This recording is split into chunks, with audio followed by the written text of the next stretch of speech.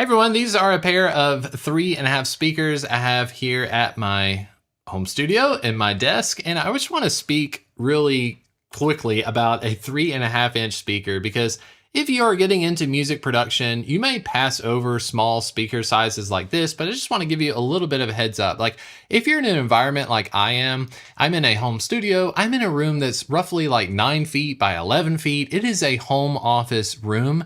I've previously owned really large speakers. I've had the Adam Audio A7X speakers. I've had them on giant stands.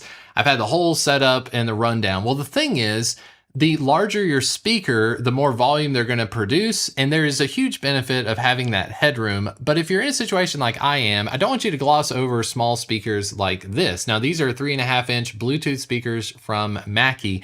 I have them sitting here on my stand-up desk that I got from Amazon.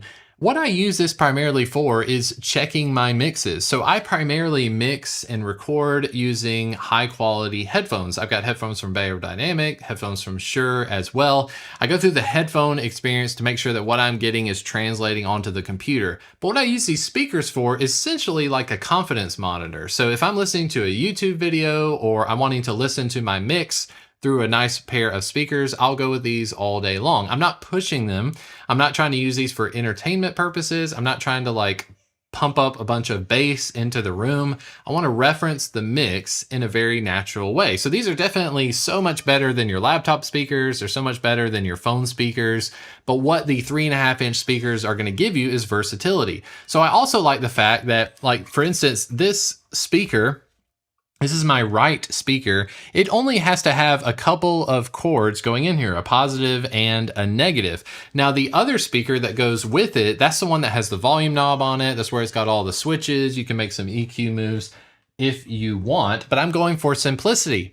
I didn't want to have a ton of cables running to my speakers because the use of these speakers is, again, as a reference, not like a primary listening environment. You know, if I were doing all my mixing decisions, like how I'm going to EQ stuff, how much compression I'm going to use, I could understand shying away from a 3.5 inch speaker size. But again, these speakers are like hands distance away from me here on my desk.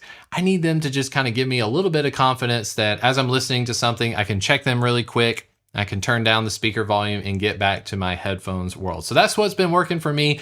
I feel like it saved me a lot of money by using these, and I just like using them. So those are the Mackie 3.5 inch Bluetooth speakers. If you're interested, check them out.